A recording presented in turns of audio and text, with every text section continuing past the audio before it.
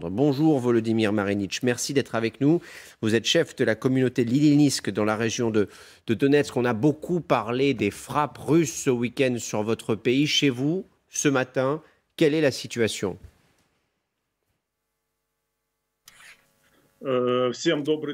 Bonjour à tous. Aujourd'hui, c'est le 124e jour de guerre et forcément, ce n'est pas une bonne journée. Rien qu'un dernier 24 heures, la Russie a frappé plus d'une 60 fois l'Ukraine et comme nous le supposions, la Russie a forcément augmenté les frappes et rien que dans la région de Donetsk, dans les derniers 24 heures, rien qu'à Konstantinovka, il y a eu 3 missiles qui sont tombés. Donc c'est une petite ville. Ici, nous parlons des événements dans le Donbass. Dans les derniers 24 heures, la situation n'a pas beaucoup changé. Le point le plus chaud, c'est toujours Severodonetsk et notre armée n'a pas encore quitté cette ville. Il y a encore des combats dans la zone industrielle et il y a le renforcement à Lysychansk. Et Lysychansk connaît des frappes d'artillerie. L'armée russe essaye d'attaquer les positions ukrainiennes. Le long de l'autoroute de Bakhmout, il y a aussi des combats, mais la situation ne change pas. Dans la direction de Bakhmout, les Russes essayent d'attaquer, mais sans beaucoup de succès. Si nous prenons la direction de Sloviansk, où il y a deux directions, donc Krasnolimansk et Zoumsk, pour le moment, et c'est des combats qui restent sur des positions et les forces ukrainiennes ont effectué plusieurs frappes qui ont empêché l'avancée de l'adversaire.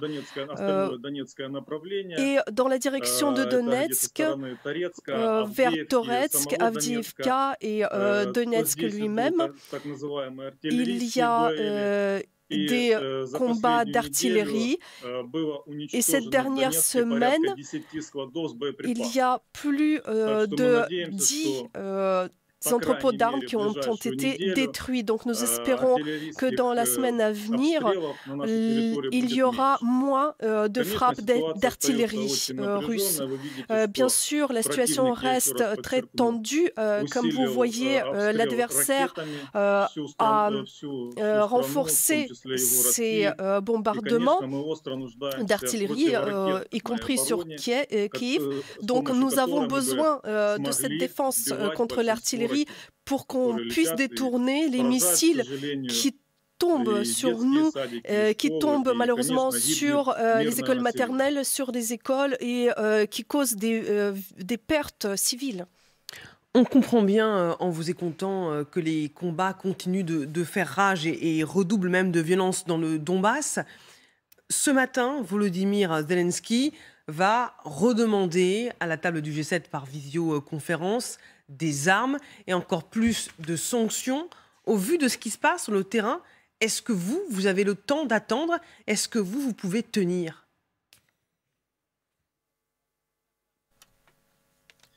Donc vous pouvez constater que l'adversaire continue à avancer et en quelques semaines, Severodonetsk a pu être pris par les Russes et dans d'autres directions, l'adversaire a également pu avancer.